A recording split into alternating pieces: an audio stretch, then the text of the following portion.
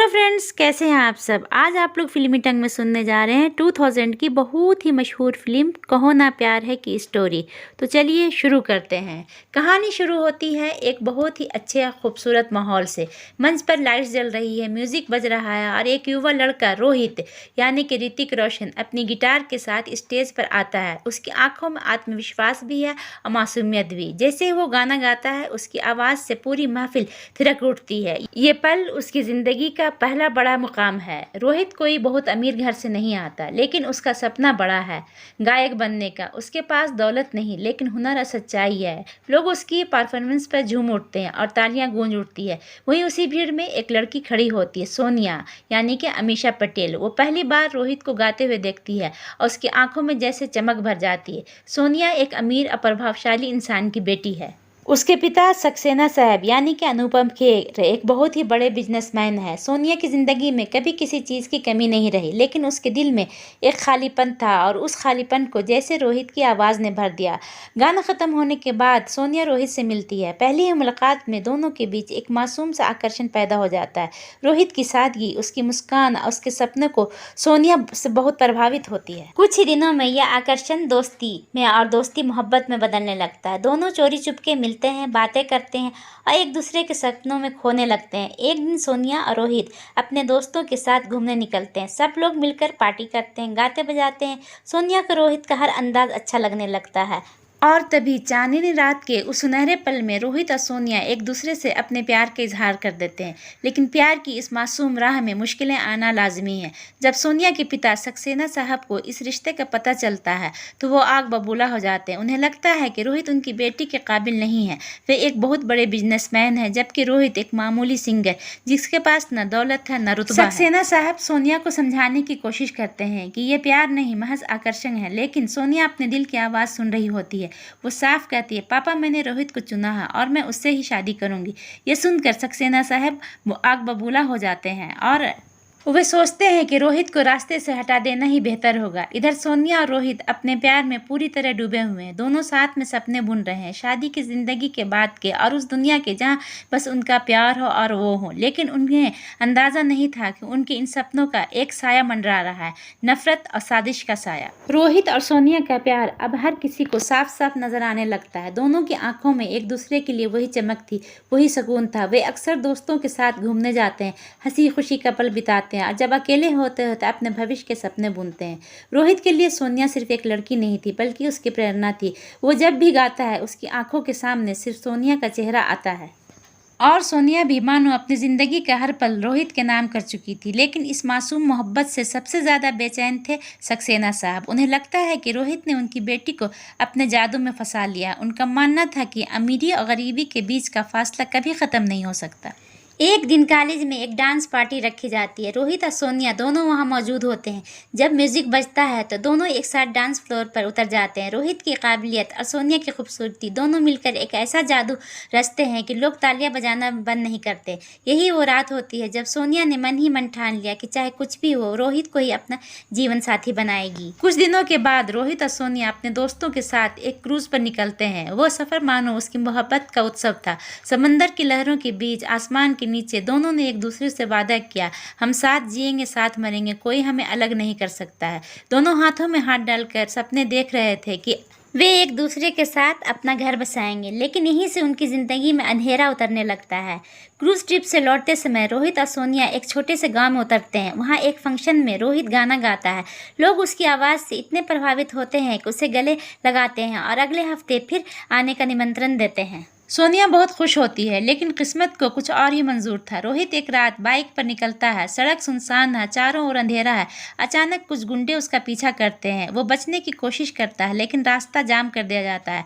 रोहित उनसे भिड़ता है। हर गुंडे की तादाद ज़्यादा होती है। वो उसे बुरी तरह मारते हैं, उसकी बाइक को धक्का देकर खाई में गिरा देते हैं। कुछ ही पलों में आग की लपटें उठती हैं। दूर खड़ी सोनिया उस आग को देखती है और चीख पड़ती है। उसकी दुनिया जैसे वहीं ख़त्म हो जाती है।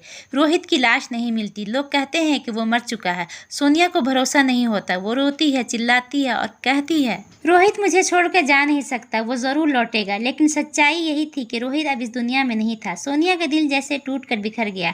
उसके सपने, उसके अरमान सब राख में बदल चुके थे। दूसरी तरफ सक्सेना साहब को ये सब देखकर एक अजीब सा सुकून महसूस हो रहा था। उन्हें लगता था कि अब उनकी बेटी इस गरीब लड़के के चक्कर से निकल जाएगी और उनकी मर्जी से शादी करेगी। लेकिन सोनिया अब बिल्कुल बदल चुकी थी। उसकी आंखों में सिर्फ आंसू थे और दिल में सिर्फ इंतजार। वो दिन रात यही सोचती थी कि अगर रोहित जिंदा है तो वो जरूर लौट कर आएगा। रोहित की मौत ने सोनिया की दुनिया तबाह कर दी थी। उसकी आंखों में हमेशा आंसू रहते, होठों पर खामोशी और दिल में खालीपन। वो बार बार अपने पिता से कहती, पापा आप समझ क्यों नहीं रहे, रोहित कहीं गया नहीं, वो लौट कर आएगा। लेकिन हकीकत ये थी कि दुनिया से रोहित जा चुका था। समय बीतता गया पर सोनिया का दर्द कम नहीं हो रहा था। उसके पिता ने जिद करके सोनिया को कुछ समय के लिए मॉरिशस भेज दिया ताकि वो उस दुख को भुला सके। समंदर के किनारे, पहाड़ों के बीच हरे भरे नज़ारे, लेकिन सोनिया के दिल में अब भी अंधेरा ही अंधेरा था। और फिर एक दिन किस्मत ने उसकी ज़िंदगी को एक नया मोड़ दिया। सोनिया बीच पर खड़ी लहरों को देख रही थी। अचानक उसकी नज़र सामने खड़े एक लड़के पर पड़ती है।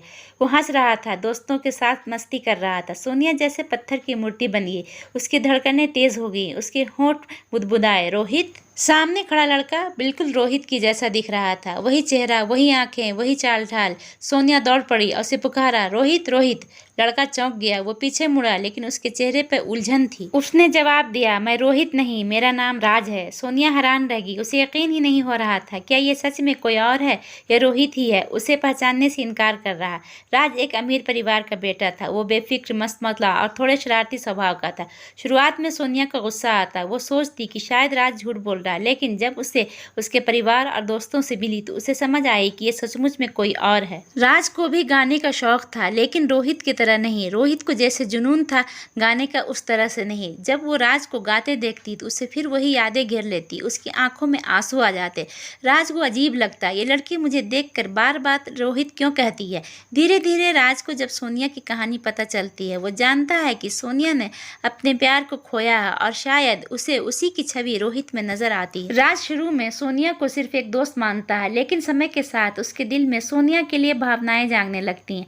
वो सोनिया को हंसाने की कोशिश करता है, उसके दर्द को कम करने की कोशिश करता है, लेकिन सोनिया का दिल तो अब भी रोहित के नाम पर ही धड़कता रहता है। एक शाम राज सोनिया से कहता है, अगर मैं तुम्हारे आंसू पोंछ सकता हूँ तो ये मेरी सबसे बड़ी जीत होगी, मगर याद रखना मैं राज हूँ, रोहित नहीं। सोनिया चुप रह जाती है। उसके दिल में उलझन थी, क्या उसने अपनी मोहब्बत को हमेशा के लिए रोहित की याद में कैद रखा है या फिर जिंदगी एक दूसरा मौका दे रही है उसे। राज और सोनिया अब अक्सर साथ वक्त बिताने लगते हैं। राज की शरारतें, उसकी मासूम मुस्कान और उसका सच्चा साथ धीरे धीरे सोनिया के टूटे हुए दिल पर मरहम लगने लगता। हालांकि सोनिया के लिए ये सब आसान नहीं था। जब भी वो राज की आंखों में देखती है, उसे रोहित की छवि नजर आती है। राज को जब समझ में आता है कि सोनिया को खोए हुए प्यार की याद सताती रहती है, इसलिए उसने ठान लिया कि वो सोनिया की जिंदगी से अंधेरा मिटाकर उसके मुस्कुराना सिखाएगा। एक दिन सोनिया राज साथ में एक पार्टी में जाते हैं।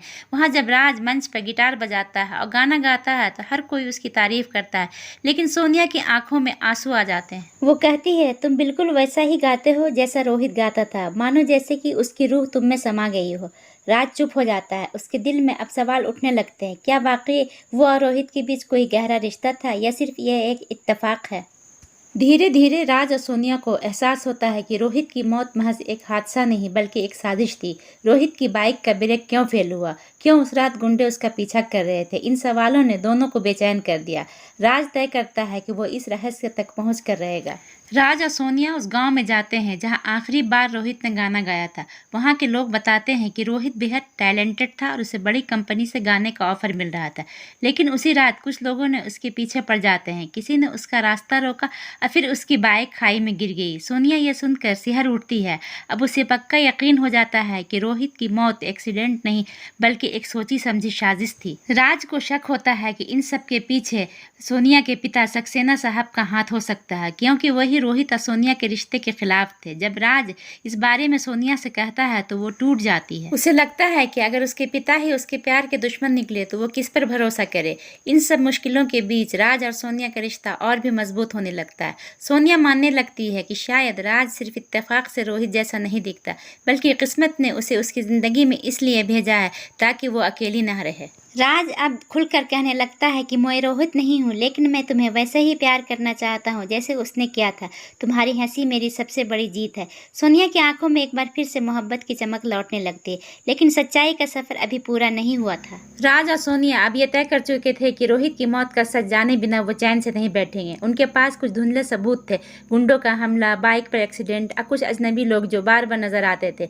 राज ने धीरे धीरे उन लोगों की तलाश शुरू कर दी। जांच के दौरान उसे पता चला कि जिन गुंडों ने रोहित का पीछा किया था वो किसी बड़े आदमी से जुड़े हुए थे, जिनकी इशारों पर वो काम कर रहे थे। लेकिन वो बड़ा आदमी कौन था? राज की खोजबीन उसे एक चौंकाने वाला सच के सामने ले आती है। असल में रोहित की मौत के पीछे सोनिया के पिता सक्सेना साहब नहीं, बल्कि उनके बिजनेसमैन पार्टनर और रकीब लोग थे। उन्हें डर था कि अगर रोहित सोनिया से शादी कर लेगा तो सक्सेना साहब की सारी जायदाद, सारी प्रॉपर्टी रोहित की हो जाएगी और एक गरीब लड़के के हाथ में सारा साम्राज्य चला जाएगा। इसी डर से उन्होंने हत्या करने की साजिश रची और इस पर वो मजबूर हो गए। जब राज को सारा सच पता चला तो उन्होंने उसे रंगे हाथ पकड़ने के लिए एक योजना बनाई। एक रात जब वो लोग सोनिया और राज पर हमला करने आए तो राज ने पूरी बहादुरी से उनका सामना किया। भयंकर लड़ाई हुई, मुक्के, लाठियां चली, गोलियां चली, लेकिन राज पीछे नहीं हटा। उसकी आंखों में सिर्फ एक ही जज्बा था, मैं सोनिया को फिर से किसी भी गम में जाने नहीं दूंगा। आखिरकार पुलिस आती है और सारे गुनहगारों को पकड़ लिया जाता है और पुलिस उनके मुंह से उनके गुनाह को कबूल करवा लेती है। राज सोनिया से कहता है, रोहित अब दुनिया में नहीं है, लेकिन उसकी मोहब्बत हमेशा तुम्हारे साथ रहेगी। अगर तुम चाहो तो मुझे अपना हमसफर बना सकती हो। मैं वादा करता हूँ कि तुम्हें कभी अकेला महसूस नहीं होने दूंगा। सोनिया की आंखों में आंसू थे, लेकिन इस बार उनमें एक सुकून भी था। वो जानती थी कि राज सिर्फ रोहित जैसा दिखता नहीं, बल्कि उसका दिल भी उतना ही सच्चा और प्यारा है। आखिरकार सक्सेना साहब भी मान जाते हैं। वे देखते हैं कि राज की मोहब्बत उनकी बेटी को फिर से जिंदा कर रही है। उनके चेहरे पर पहली बार सुकून की मुस्कान आती है और वे राज से कहते हैं, आज से तुम ही मेरे दामाद हो। भरी भीड़ में संगीत और तालियों की गूंज के बीच राज और सोनिया एक दूसरे का हाथ थामते हैं। सोनिया की आंखों में आंसू हैं, लेकिन अब ये आंसू दर्द के नहीं बल्कि खुशी और राहत के हैं। रोहित भले इस दुनिया में नहीं रहा, लेकिन उसकी मोहब्बत ने राज और सोनिया को मिलाकर अमर हो गई। दोस्तों, अगर ये वीडियो आप लोगों को पसंद आया तो लाइक और सब्सक्राइब कीजिए, अपने दोस्तों में शेयर कीजिए। Thank you for watching.